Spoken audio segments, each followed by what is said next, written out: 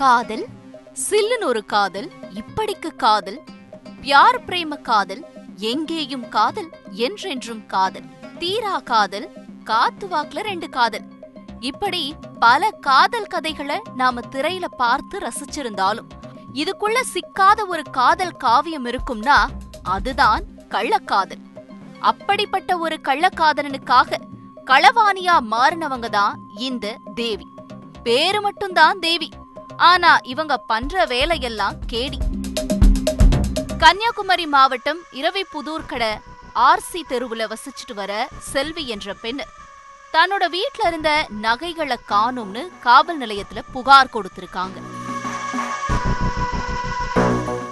பக்கத்து வீட்ல வசிக்கிற ஒரு பெண் இந்த திருட்டு வேலைய செய்திருக்கலாம்னு அவர்களுக்கு சந்தேகம் வந்திருக்கு. உடனே போலீசார் அந்த லேடிய காவல் நிலையத்திற்கு அழைத்து வந்து விசாரிச்சிருக்காங்க. அப்போதுதான் நடந்த திருட்டும் அதுக்கான காரணமும் தெரிஞ்சிருக்கு.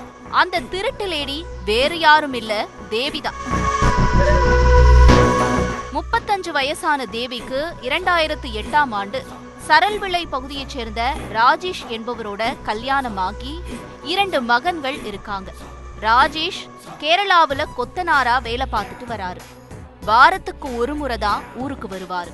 இதனால 2 பசங்களை பார்த்துக்கிட்டு சிந்திரங்கோடு முந்திரி தொழிற்சாலையில வேலையும் செஞ்சுக்கிட்டு வந்திருக்காங்க தேவி.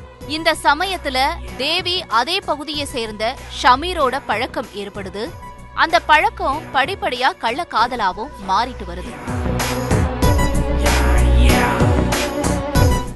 2 பேரும் அங்க இங்கன்னு கிடைக்கிற இடங்களெல்லாம் பெட்ரூமா மாத்தி உல்லாசமா இருந்து வந்திருக்காங்க. ஆனா தங்களோட ரகசிய காதல ரகசியமாகவே அரங்கேற்ற ஒரு நிரந்தரமான இடத்தை தேடி இருக்காங்க.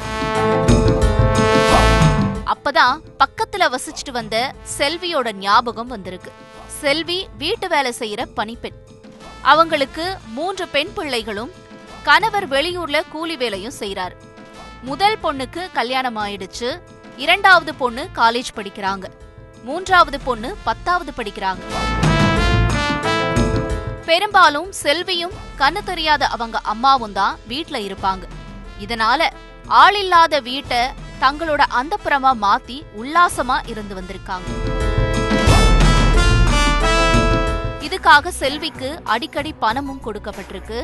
இப்படி தினமும் உல்லாசத்துக்காக வந்த தேவி கிட்ட தன்னோட மகள் கல்யாணத்திற்கு சேர்த்து வச்சிருந்த நகைகளை காமிச்சிருக்காங்க செல்வி. அந்த நகை பெட்டியும் தேவி உல்லாசமா இருக்கிற அறையிலேயே தான் இருந்திருக்கு. ஒவ்வொரு நாளும் அந்த நகைகள் தேவிக்கும் ஷமீருக்கும் திருட்டு எண்ணத்தை தூண்டி இருக்கு. அந்த நகையை திருடிட்டு வெளியூருக்கு போய் ஊர் சுத்தி உல்லாசமா இருக்க திட்டம் போட்டிருக்காங்க. சம்பவத்து அன்னைக்கும் வழக்கம் போல செல்வி வீட்டுக்கு 2 பேரும் உல்லாசமா இருக்க போயிருக்காங்க. போன வேலையை முடிச்சிட்டு கட்டில படுத்து களவு திட்டத்தை போட்ட கள்ளக்காதலர்கள் பீரோவுல இருந்த மொத்த நகைகளையும் திருடிட்டு அங்கிருந்து எஸ்கேப் ஆகியிருக்காங்க. திருடின நகையில கொஞ்சத்தை அடகு வச்சு காதலனுக்காக ஒரு பைக் வாங்கி கொடுத்திருக்காங்க தேவி.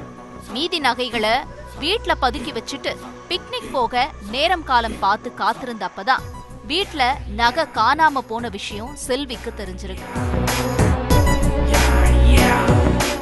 தினமும் மறக்காம வந்து போற தேவியும் ஷமீரும் தான் இந்த திருட்டு வேலையை பார்த்திருக்கணும்னு நினைச்சு போலீஸ்ல துப்பு கொடுத்திருக்காங்க செல்வி.